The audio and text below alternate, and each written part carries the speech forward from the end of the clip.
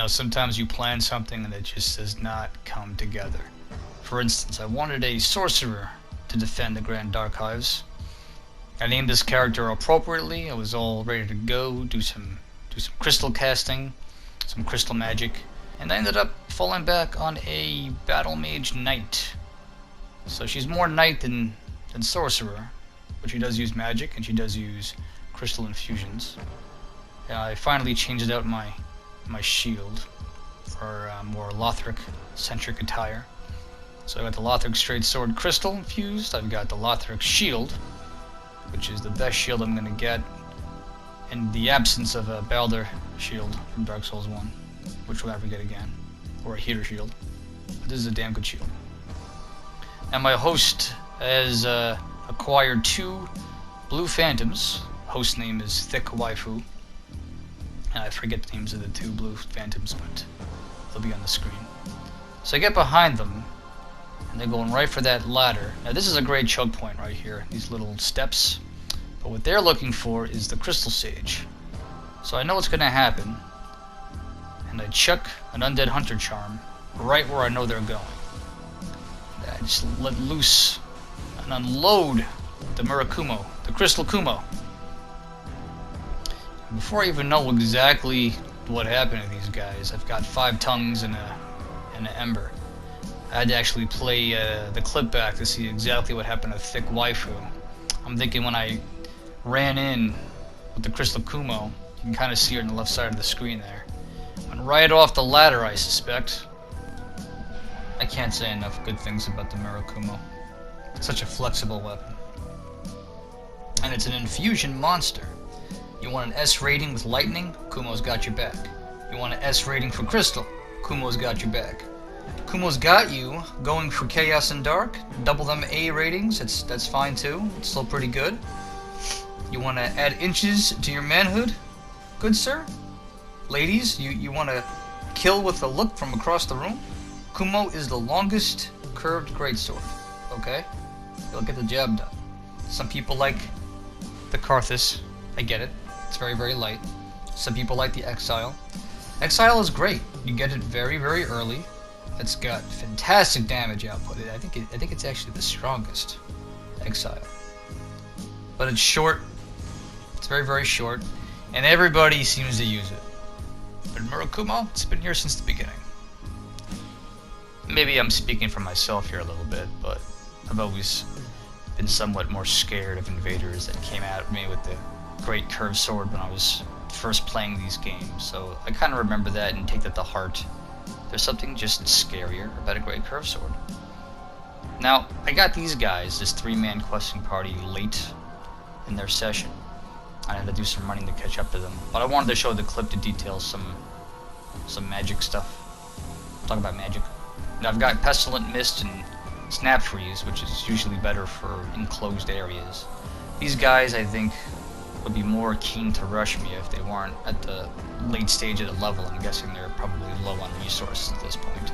But I think it's also that mages or casters, they give off a certain vibe, but maybe they're squishy or they're not going to be as aggressive, and they can be dealt with quickly if the situation calls for it.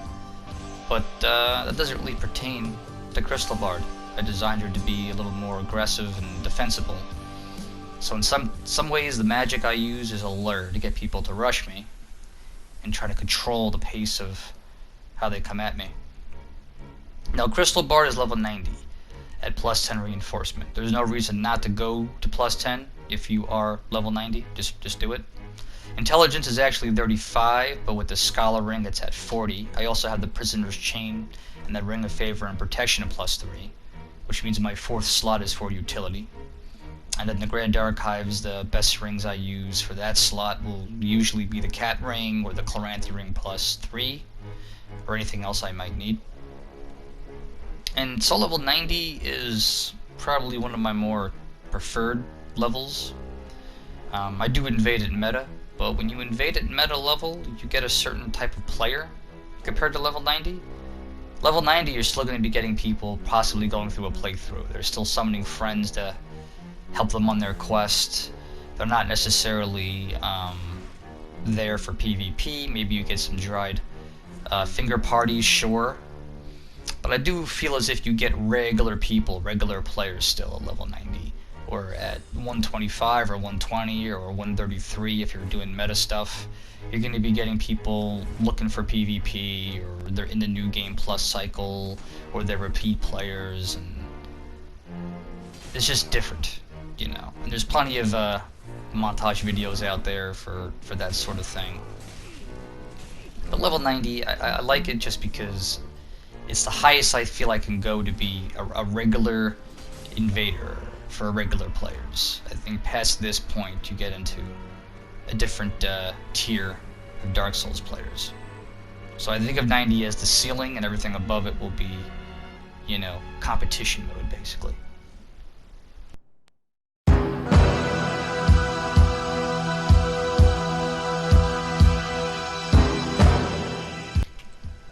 So sometimes I do blue stuff too. Certain evenings with the red orb aren't so forthcoming with summons. This is a good alternative, doing some blue sentinel summons and territorial summons to keep the blood pumping. I feel as if any opportunity to do some PvP is good practice for invasions, and nothing safer than being a blue sentinel.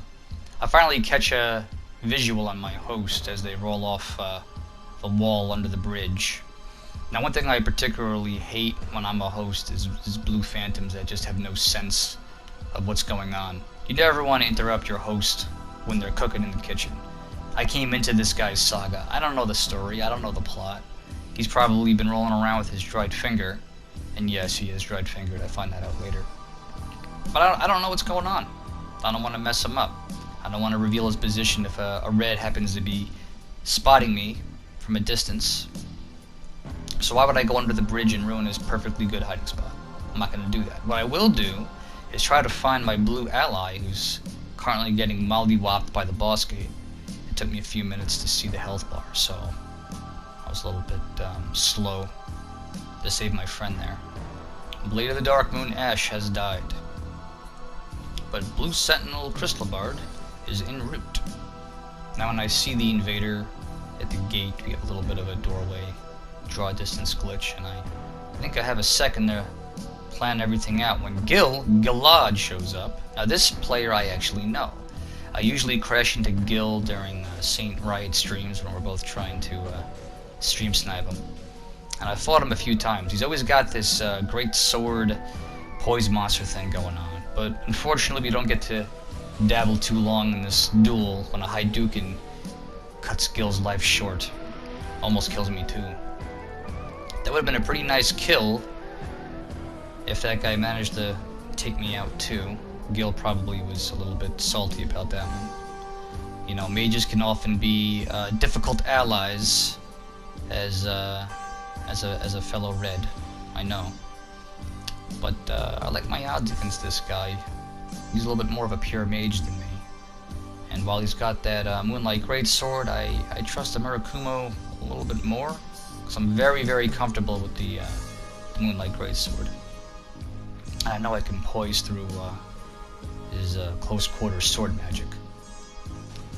So we get a little bit aggressive, and the best opportunity he had there was that initial great spear, great crystal spear, or crystal spear shot, if you will.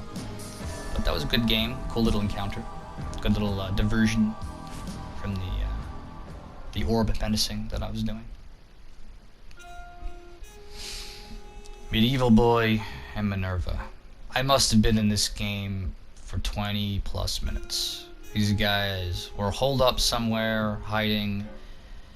I don't know where they were. I ran around the level twice. They had cleared most 90% of it up until the 3 NPCs, so I decided to just stake them out until they decided to show, and some of the clip footage got lost. I apologize. Now I present to you one of the 3 best choke points in the Grand Archives. This particular courtyard with the NPCs is a gauntlet. It's even better if you manage to get all 3 NPCs to aggro at the same time. That did not happen here, of course. They were able to dispatch with Albert before Black Hand, Katana Man, and Crystal Sorceress joined the fray. But that's okay. we still make the most of it. The other choke points worth mentioning are the staircase by Lothric and Lorien, pending that you get there, of course, before the soldiers get taken out. That's also a great fallback for this particular location. If for some reason this one folds, you're not able to capitalize as well, you can fall back at least to the staircase as a backup. The other location, of course, is that staircase by the second Crystal Sage spawn, with all the thralls and scholars and all the cursed hands. There's a lot going on over there, so players have a lot to contend with, not including you being there. But if a questing party has been raking you across the coals and the gargoyle rooftops don't work out, and you have to retreat to this location, you can make a pretty damn good stand if you just milk these NPCs for what they're worth. You never want to let this spot slip through your fingers. The players have to go through here. It's one of those bottlenecking points, if you will.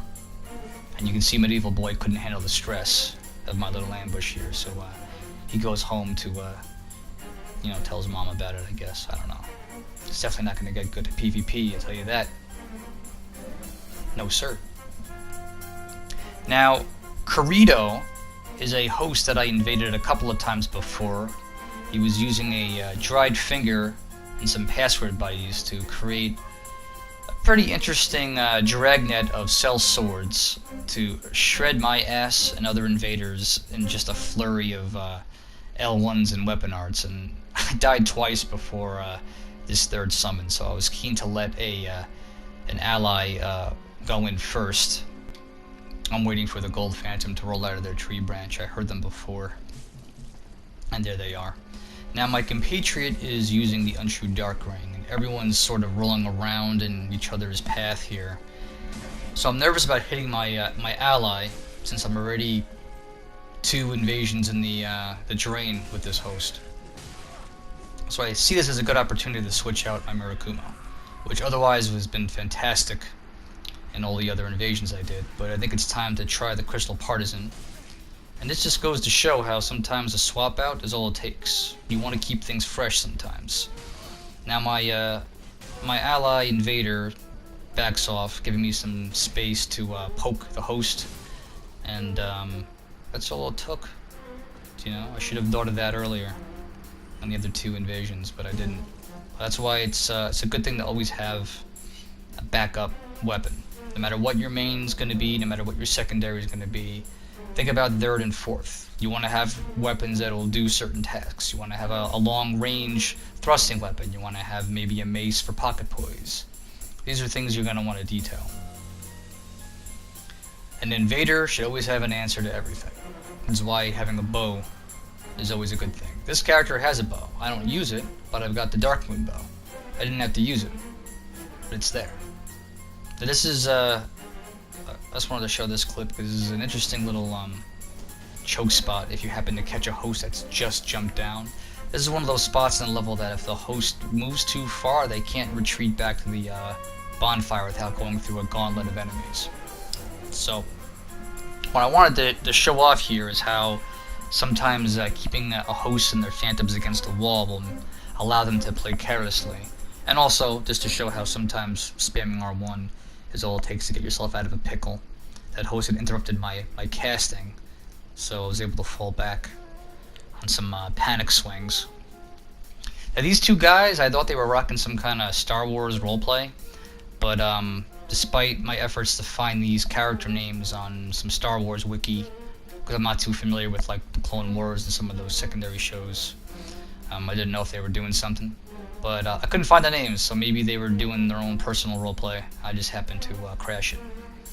But this is the last clip in the set here, and I mainly wanted to throw this one on at the end because I forgot to talk about this particular spot when I was talking about choke points earlier.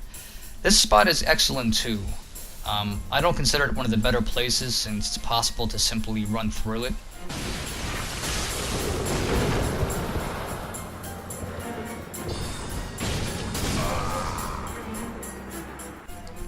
But these scholars mean business, and that Phantom saw it. So, with not Star Wars character out of the way. I engage the host out in this little platform, and we have a little mage off, and I foolishly trade my snap freeze with their Hadouken.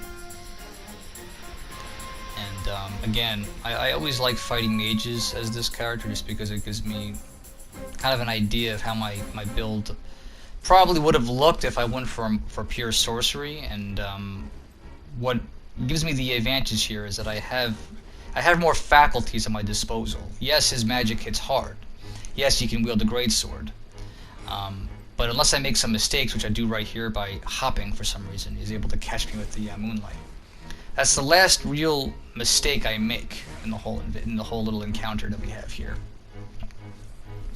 And a lot of that's just because I have better defenses. I've got a good shield. I've got a good weapon. My weapon will probably trump his and trade. I have more means at my disposal, and he's a pretty cookie-cutter mage character. And I don't mean that in a negative. I mean typically how players play this game. They'll usually arrive at a setup that looks similarly to what this player has at level 90, or whatever range they are. And sometimes predictable behavior is all it takes, and that's just what I want to leave you guys with. You know, try to be a little bit different when you make your character builds. Do something a little bit different.